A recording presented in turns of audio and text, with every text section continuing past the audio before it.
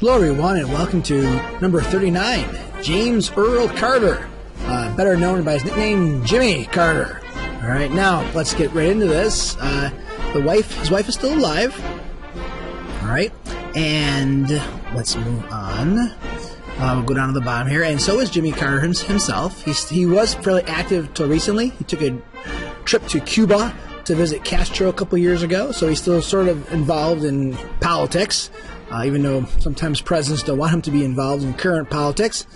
Had a career in Georgian politics of a senator, then a governor, and then he goes right into the presidency as a one-term president where he defeats Gerald Ford in a fairly close election. We talked about the reasons why Ford will lose re-election, mostly because Ford pardoned Nixon. Now, again, that was the right thing to do for the country to move on from the problems of the Nixon administration. But for some Americans, they saw that as a way of letting Nixon off the hook, so they didn't vote for a Ford. All right. Now, notable events. Here we go. First thing, the 3 Mile Island disaster. 3 Mile Island. This is in Pennsylvania. 3 Mile Island was the site of a nuclear power plant, and the power plant had a meltdown, which let some radioactive materials into the atmosphere. Sort of a natural disaster, not a natural disaster, but an environmental disaster. And this created even more fear about using nuclear power in the United States. In comparison to other countries, especially in Europe, where nuclear power is very prevalent, especially in France, the United States has not really done as much development. So a lot of our nuclear power plants really are getting old. They haven't been really updated since the 60s and 70s. And there has been recent calls for us to sort of, reinvest money into this, way to produce cheap electric power. All right. So because of this environmental protection, because it becomes a major issue for the president. Also, he was involved in more welfare initiatives. He starts the food stamp program, so no American should be hungry. They can get food stamps if you qualify.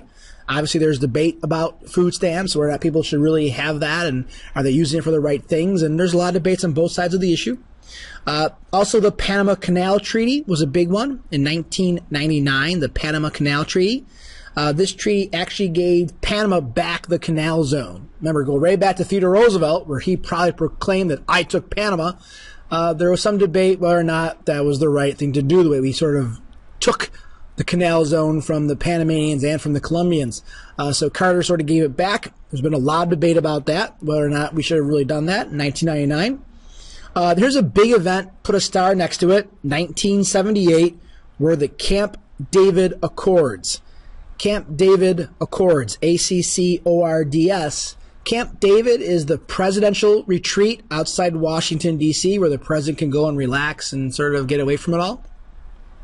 And at that place, Carter invited the leaders of Egypt, Sadat, and the leader of Israel, Begin, and they came to Camp David to talk about peace agreements. And at that meeting, very, very famous, basically, Egypt recognizes Israel and agrees to no longer try to stop the existence of Israel. So it's a very major step towards more of a settled Middle Eastern situation between Israel and its surrounding Arab countries. So that was a very success for the president. All right. 1979, we reestablished diplomatic relations with the real China, mainland China, not just Taiwan, but the real mainland communist China. All right. The Soviets invade Afghanistan in 1979. We were really against that invasion. We thought it was a way for the Soviets to get power in the Middle East, sort of a violation of the Eisenhower Doctrine. So we start funding the revolution or the resistance movement in Afghanistan with arms and weapons to fight the Soviets. Basically, this is the reverse of what the Soviets did to us in Vietnam. Soviets helped funnel arms to the North Vietnamese and the Viet Cong, so we sort of do the same back to them.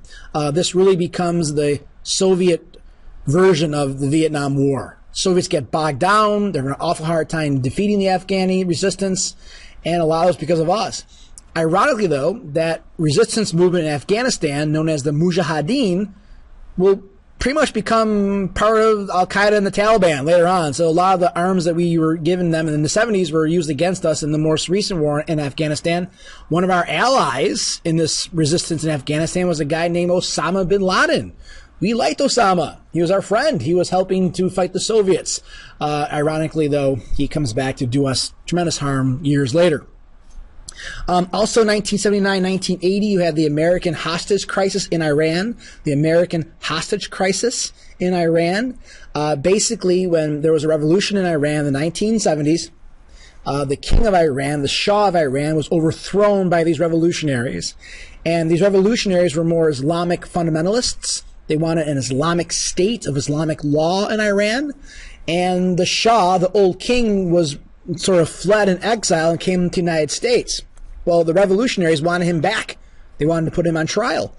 We refused to give him back. He actually was suffering from cancer, and we allowed him to stay in the United States to get cancer treatments at our hospitals. And they were upset by this. So basically, they invaded our embassy, and they take 60 Americans hostage, and they are held in hostage for over 400 days. And this becomes a major crisis for the United States, how to get these people back. They're eventually negotiated, and when Ronald Reagan is inaugurated, they are let go, and they are returned to the United States. Another doctrine, you have the Carter Doctrine in 1980, which was to try to get rid of or stop the Soviet Union from expanding the Persian Gulf. Again, we try to want to keep the Soviets out of the Middle East. That was kind of a major notable event. All right, miscellaneous fun facts. He's about 5'9.5", about 155 pounds, had a very broad grin, had a very soft-spoken Georgian accent. He dressed very simply. He tried to do like the Jeffersonian ideal of being the simple president, you know, he wanted to look like the people, didn't want to have any sort of airs about himself. So he never wore a suit, never wore a tie. Always wore like, you know, cardigan sweaters, and he'd come off Air Force One with his own little briefcase. He didn't want any of the pomp and circumstance of the presidency. Well, it kind of backfired on him because Americans didn't take him serious. They didn't see him, he didn't look presidential. He didn't sound presidential. So it sort of backfired on him. And when we get to Reagan, right, the next president, Reagan does the opposite. Goes right back to always looking really good, wearing tuxedos and suits, always, you know, looking very presidential. And people wanted their president to look like a president, not to look like an average Joe. All right. So that was kind of the idea. All right. So just be aware of that. Grew up in Georgia in a house with no electricity. The family were peanut farmers. They grew peanuts. So like peanut butter, all that kind of stuff. Right.